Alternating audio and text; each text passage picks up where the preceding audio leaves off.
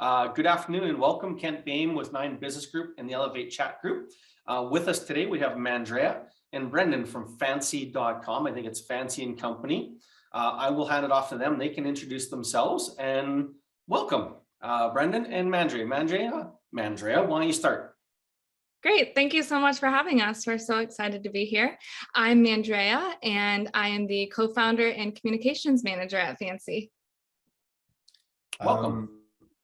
Thank you for the intro, Kent. My name is Brendan. I'm the CEO and co-founder of Fancii. Excellent. So what is Fancii? What is Fancii's Fancii? I've been to the website, but why don't you give us an overview as to kind of what you guys intend Fancii to be and who's your ideal client and what you guys do and why? Awesome. I can start off. So Fancii, we're a beauty tool brand. As you would have seen on our website, we sell lots of different beauty tools and accessories. We have anything ranging from lighted makeup mirrors, and bad beauty lighting, which is kind of a term that we've coined as BBL. So BBL is often hiding like in the hotel rooms or, even in your own house. So we have lighted makeup mirrors, we have skincare tools, nail care tools, all sorts of self-care tools. That's a little bit about what we offer. Brandon, what's your version? It's pretty much what Mandrea said. We're a D2C e-commerce brand. So what that means is we sell direct to consumer, and majority of our business is through online, through our website and other online platforms, such as Amazon, even other channels like Urban Outfitter, Neiman Marcus, Indigo. There's lots. Macy's. I could go on and on, but essentially, yeah, like we're primarily a e-commerce company. So fantastic. So how long have you been in business and what inspired you to use this product line and venture into this space? We've been in the business for almost 7 years now, but as a Fancii as a beauty brand, 5 years. So what inspired the start? Yeah, it's long story short. Essentially, I originally started the company as just kind of like just sell anything kind of e-commerce store with so many different products before we pivoted into beauty. So actually me and Mandrea, how we met was I met her online. So I was actually hiring a position to someone to help me with copywriting. We just kind of striked up a conversation through Upwork, and we're like, hey, you want to help me write some stuff? And she's like, yeah, cool. Why not? And that's kind of how we began a business relationship. And but yeah, so we kind of like after a couple months, I feel like, yeah, she's really good at what she does. And we kind of realized there was a big market, especially in the beauty industry. And obviously, as a guy, I'm not an expert in a lot of the products that we sold before we started Fancii, but obviously the last 5 years, now I can say I know everything in and out of every beauty tool that's on the market. Yeah, it's essentially when we started, and that's when we pivoted, because, I met Mandrea and she was like very, obviously interested and know a lot more about beauty than I ever known. And we decided to kind of start Fancii as a beauty brand. So that's kind of like the gist of the story. Excellent. Yeah. Cool. I'll just add in that Brendan was selling a lot of like magnifying glasses, and I think he had a few magnifying mirrors, but I'm like, you're really onto something. Like, we should make this a beauty tool brand, because I was traveling at the time and I was dealing with, like I said, bad beauty lighting in hotel rooms. And I'm like, women, this is a struggle that I myself, and I know other women who are struggling, not just when you're traveling, but just during your beauty routine, not being able to see clearly, whether it be because of the lighting or because you need a magnified mirror. It's not just people with bad eyesight, like just being able to improve your beauty routine. And then fancy, like even the word fancy. So we're all about improving the beauty routine, but also making a little glamorous on the side, because beauty routines should be fun and not something that, you dread doing, like you dread washing your face at night. That's fantastic. If you had one wish for your business, what would it be? One wish. Ooh, I think we should both answer separately. Because I'm All sure right, go for it. So Brendan, you go first. Wish, Brendan, go I mean, for it. oh, sorry. That's Go okay. ahead. For me, it's easy. I just want as many people to find out about our brand so that they can be helped by our products. Like at the end of the day, that is why we're doing what we're doing, is to help improve people's beauty routines, to help them, express themselves, whether it be through makeup or just to find that joy in their day to do their skincare, makeup, beauty routine, whatever it is. And our products just help them to, achieve that. And for me, my wish would only for as many people as possible to be able to be changed by fancy beauty products. It's pretty good. How about you, Brendan? That was really well spoken. My wish is more on the business side, but as with scaling and especially a product-based business, a lot of capital is obviously required. The more products we want to sell, the more inventory we need to keep, and obviously, if we had more capital, that's always a wish that we have. And we're obviously like a startup, bootstrapping since day one. We haven't taken out any kind of like loans or anything as such. So it's money, I guess, always for us is always a tight kind of it's a struggle, if that makes sense. So no, obviously, if possible, we have more money that we could have scaled faster. So. Excellent. No, that's very fair indeed. How did you guys, with an online product, online brand, did you have an impact with COVID, good or bad?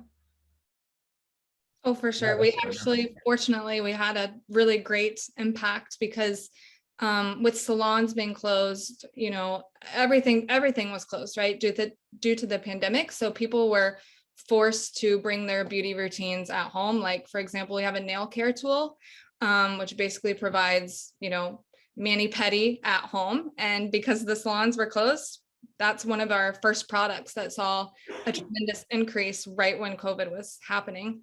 And that's something that's not going away. I know one of the questions was about beauty industry trends, and that's one of them. DIY at home beauty is going to continue to be on the rise. What did you find, Brendan, as the guy at the helm who probably has carried most of the financial burden of the business? Revenue was up. Were you able to determine early on what products were a hit, or was it a bit of panic to start, and then as orders started coming in, or did you proactively look at it and go, we're moving online, we change our marketing to adjust, or was it reactionary, this product's in demand, so we're going to change the marketing?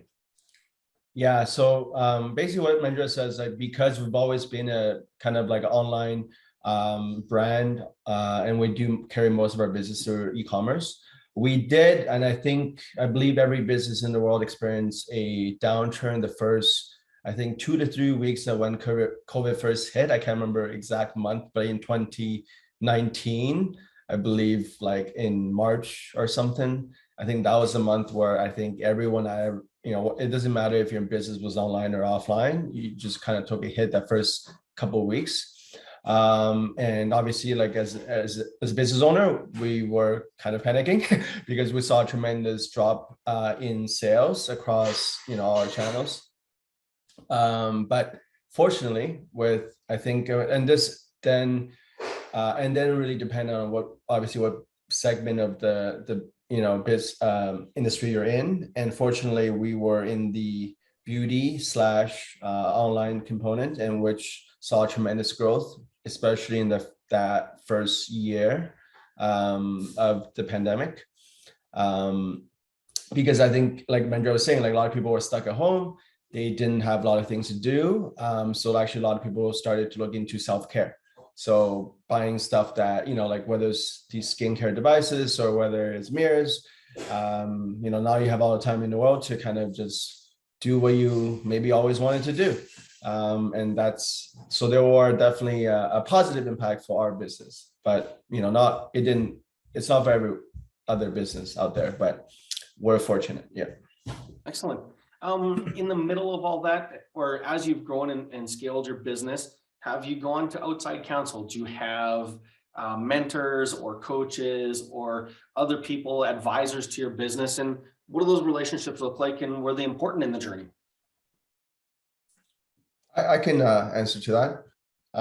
So to be honest, we never really had like an investor or someone who is in the business world to be our mentor, but I was fortunate to have a father-in-law who had his own business before, and he was kind of like my mentor since day one. He kind of gave me the idea that, I can one day can run my own business, because before this I didn't go to school for business. I never had parents that own their own business, so I really knew nothing about it. So it seemed foreign to me. Obviously I was always like entrepreneur minded, but like, because you didn't know anyone who's done this, or even my friends, like no one I knew really started their own business. So it's just kind of like it's like a different world, right?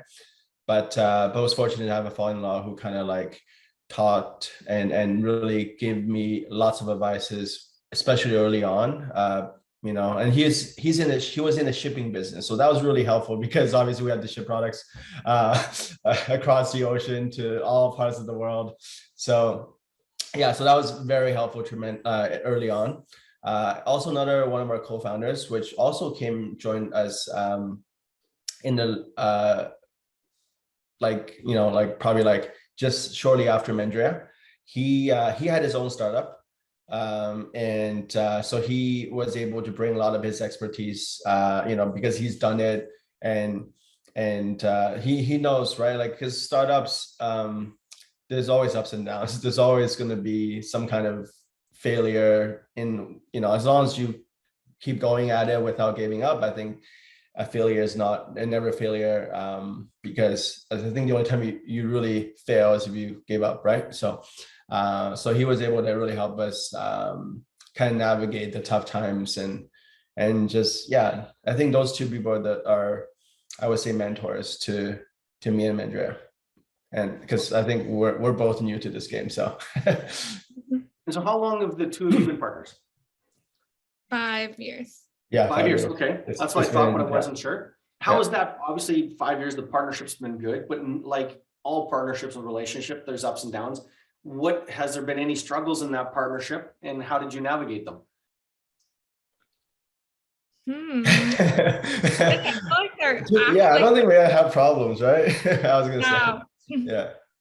Oh, come on. No problems, no challenges, no arguments over the water cooler, over Zoom, throwing things at the screen. It's all been roses and rainbows. Come on. Well, I guess, to be frank, like, I guess we have multiple co-founders. It's not just me and Mandrea, right? But we've definitely had, maybe struggles between maybe other co-founders in the company, but not directly between me and Mandrea. So that's fortunate, at least in that sense. But obviously, I do understand where you're coming from, Ken. Like, when it comes to business partnership, there's always it's just like a marriage, right? Like this, like if someone says like we never argue ever in a marriage, that's probably not true. So, but I think at least with me and Mandrea, we're both like understanding people, right? Like, obviously, like, there's a lot of times that maybe she don't agree with my opinion and I don't agree with her opinion on how to do something, but we try to see where the other person is coming from, and I think that's one of the reasons why we don't have as much arguments perhaps with other people who are more stubborn and they don't like to see from other people's perspectives instead of your own. I think that's one of the biggest challenge is when you have to deal with more narrow-minded kind of perspectives. So yeah. Any comments? Oh yeah, I was just gonna say, like, I feel like, just speaking on the biggest struggles, it's like different personalities, and Brendan and I both do have a personality type that sees the other person's side. We're very open to feedback. If there was something that Brendan I don't know, whether it be just a campaign we're doing or a product we're launching, like we are very open towards each other and give each other our feedback, and we take that feedback and we work together on a conclusion. But usually we do agree on most everything. I feel like there hasn't been anything major, but yeah, I think just being open to feedback is so, so important. Yeah, and I was going to chime in. One more thing is that I learned over the years that like basically like if you want to really run a successful company as a leader, you have to check your ego at the door, right? I feel like ego is one of those biggest things that a lot of people, it's like the downfall of a lot of great people, even though they're very smart, intelligent, talented, good in everything that they do. But if your ego is too big, like, people, no matter how smart and talented and amazing you are, like nobody wants to work for someone who thinks they're better than everyone else. And I think that's one of the biggest things that, and it's fortunate that me and Mandrea both, at least I think, we don't have huge egos. And that's kind of like beneficial because, when you have big egos, you tend to argue more and fight for who is right more than like what actually is the most right for the company versus just fighting on who is the more right personally. And that to me is kind of like how you get into these big arguments and which leads to nowhere, but really just problems. So yeah. And at the end of the day, we always do what's best for Fancii, and I think all of our decisions are guided towards what's best for this business. So that's been another thing. Like the ego thing, I couldn't have said it more than what Brendan already said, but we always have Fancii in the, forefront of everything we do. Yeah. That's fantastic. What has been the biggest learning in the last 5 years? Ooh, I mean, all the things we said earlier were all parts of what we learned. But honestly, there's a lot of things. I guess I'll start first. Sorry, Mandrea. But yeah, like there's honestly so many different things that I personally learned, especially from how to be a better leader. I think it's one of the, even that there was so much involved in how to be a better leader, whether it's in hiring people, whether it's building a company culture that resonates, not just like it kind of like you have to build a company that resonates with who you are, I find, because authenticity is very important. Like you can't really pretend to be someone else and then you preach something, but you're not what you're preaching, right? So kind of understanding like what you want in this company has to be almost like resonates with who you are and your values, your morals, and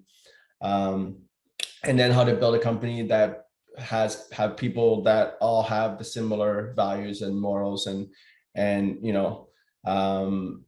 then only then when you have a team of kind of like a well-oiled machine. And that was it took me a while to learn that. Obviously we've hired and let go many people over the years.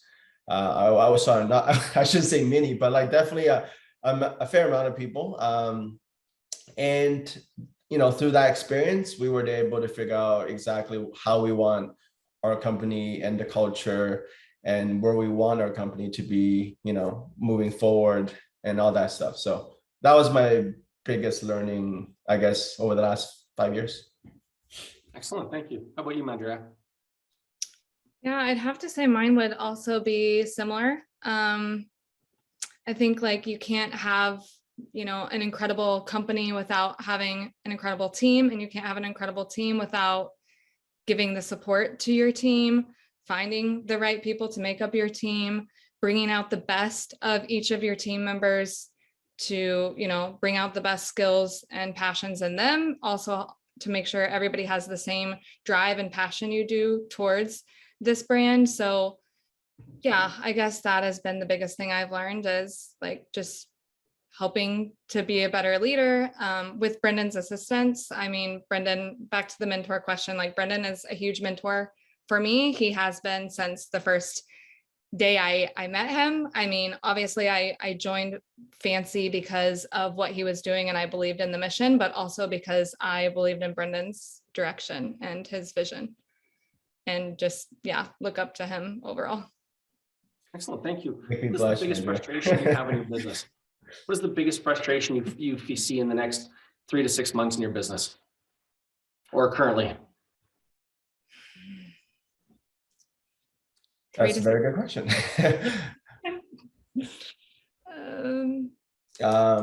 I guess like for us, trying to, because we have a goal, and we want to hit these targets by every year, every calendar year, and we have lofty ambitious goals, and I guess for us to kind of hit those targets every year, there's always it's not as easy as it looks, if that makes sense. And obviously we have to kind of work hard, and being e-commerce, being the fact that this 24/7, it's always like we're always like, oh, we'll get to that when we get to that, or when we're less busy. But it's kind of like we're never less busy.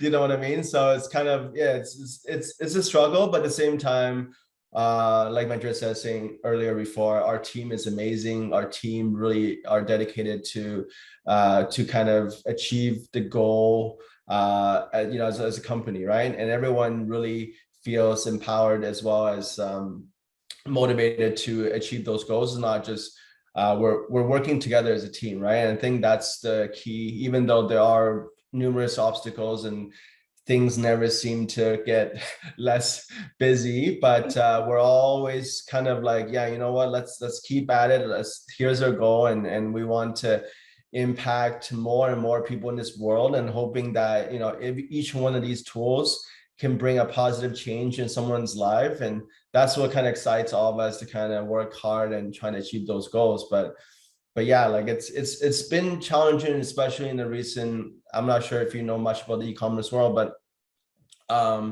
since like Facebook had this update last year, there's just been, I guess, obviously everything's more expensive now. So it just costs more money to do all kinds of digital advertising in a lot of platforms.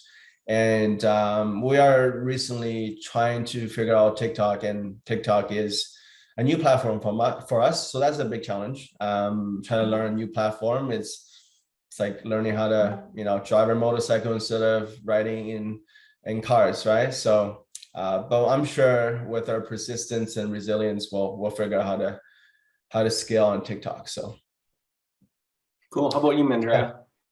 Yeah, that last one. I mean, everything Brendan said, I can relate to, but my first thought was definitely all of the changes, just staying up to date on all the marketing changes. So first, yeah, like Instagram was where it was at, and then Facebook ads, and now we're changing again to focus on TikTok. There's more chances to go viral on TikTok, so it makes more sense to go hard there. I'm not the ad buyer for our team. That's Sahar, but I know she would probably say the same. It's just like, you've got to stay up to date on all these trends and what's happening when it comes to ads.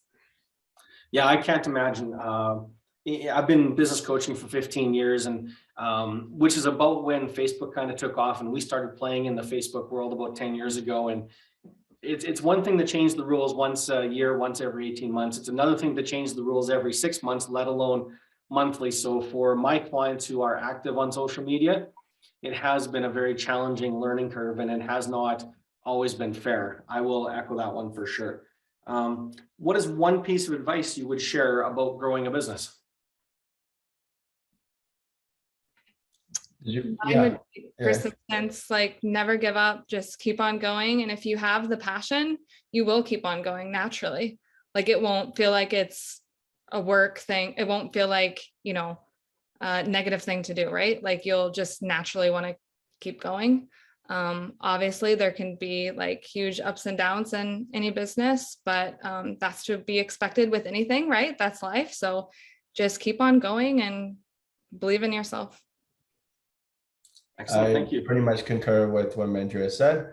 And I think, and I'm pretty sure this is said many times by many different entrepreneurs, but essentially finding something that you're passionate about is the key to, because if you just do something that you're just in it for whatever reason, like making more money, then your passion and it's eventually going to die out, and you're not going to be able to wake up every day in the morning to want to be excited to do what you do. And once that happens, and usually will happen very short, if you don't have that passion, then your business won't take off, or won't last a long time. So that's why I think it's key to finding something that you actually enjoy, and work is no longer just work, right? It's just something that you enjoy doing anyways. It's like if you found a hobby and all you did was your hobby every day, then time will fly by and you'll do amazing things. So I agree 100%. Passion, fun. We spend too many hours behind our desks in our offices with our teams. We spend more waking hours owning businesses than we do with our families. And if you're not having fun, quite simply, we're doing it wrong. And it's a big passion of mine to ensure that business owners are having fun and meeting their goals and objectives. So we have that in common. What is the biggest mistake you've made that you're willing to share?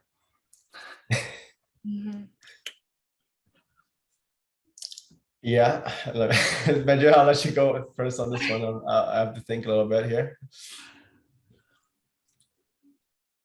I have to think too. I'm sorry. Well, let's give you some examples. It could be, I think back, you alluded that you had started 7 years ago and you kind of refocused 5 years into the beauty industry. So maybe one of the mistakes you made early on was the product focus, or maybe too wide and not narrow enough. Another good example, maybe in the learning curve with social media, there's been some missteps that have taken you off. I mean, I can personally speak to the thousands of dollars I've spent on marketing that haven't paid off. So I don't know if that's advice or storytelling, but somewhere in the middle is the truth.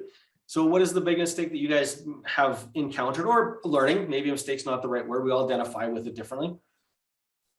Would like management mistakes be considered a mistake? Or? Yeah, well, staffing is one of the biggest challenges we all face in business ownership. Is whenever I have a client who's hiring their first person, the comment often is, don't worry about it. You're probably going to F it up by accident anyway. It's not going to be your fault. So don't worry about trying to get it right. It's more important to hire, start moving, take the learning, and get better as you go. So if you have a story there, please share. I guess for me, it's probably one of the things I learned the hard way is how to, lead and manage people properly, in the sense that I used to when I, especially back in the days when it was a small company and I was directly just managing the staff myself. I used to delegate tasks. So instead of delegating a goal, I delegate tasks, and then you kind of just, because as a business owner, you want your team, especially the small team that you have, to take ownership of the company, and then actually make decisions that, without, you don't want a bunch of people basically waiting for you to just give orders and do exactly what you tell them, right? You want them to also kind of act almost like you, in a sense, especially if you're a small company, you want to grow. So when I used to delegate tasks, and I was kind of almost training these people to become more like robots and just kind of take orders and do exactly what you're told, and without really trying to think outside of their criteria and their job duties. So I learned to, instead of delegating tasks, to delegate goals. And when you delegate goals, then it's almost like someone will have a purpose, right? Like now they know, okay, so this is a goal and I need to reach that goal, and they'll figure out how to get to that goal. Like you don't have to tell them, oh, you have to do this, and they'll just, so that actually instantly changed the way I guess our business basically progressed, because now I could spend more time on maybe hiring other people or doing something else, like developing this area or growing that, versus before I was pretty much having to do everything to come up with the strategy and all that stuff, and that, if that makes sense. So just by changing that perspective, I was able to free up more time for myself, so we can then spend more time on other things, and then also empower the team too, because now they are part of the strategy, and they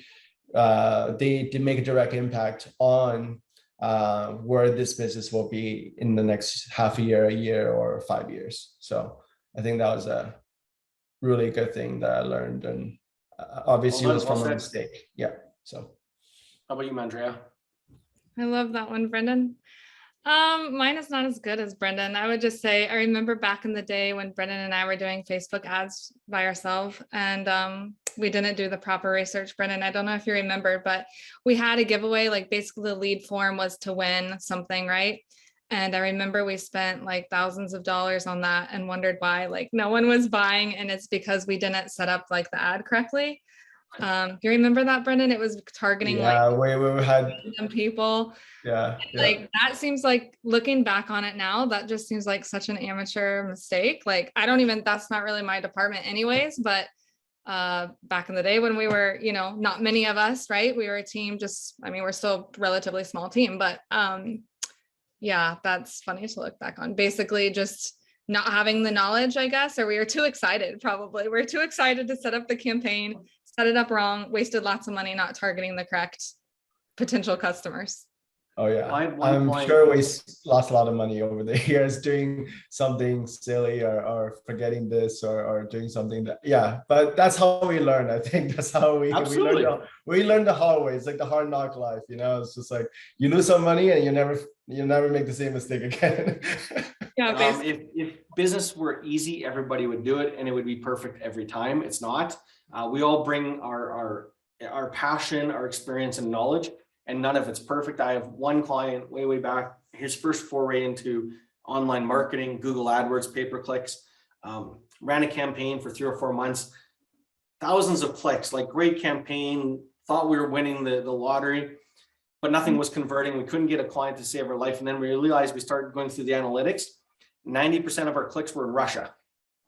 We weren't doing business in Russia. So you kind of go, okay, apparently there's something geographically we have to click to turn that off. Yeah. So yes, there's no shortage of learning. One last question for you. What do you want to be known for? 5 years from now, 10 years from now, your company's successful, you sell it, whatever that maturation or ultimate goal is, you look back, what is it in 1 or 2 sentences, that thing you want to be known for? I can start.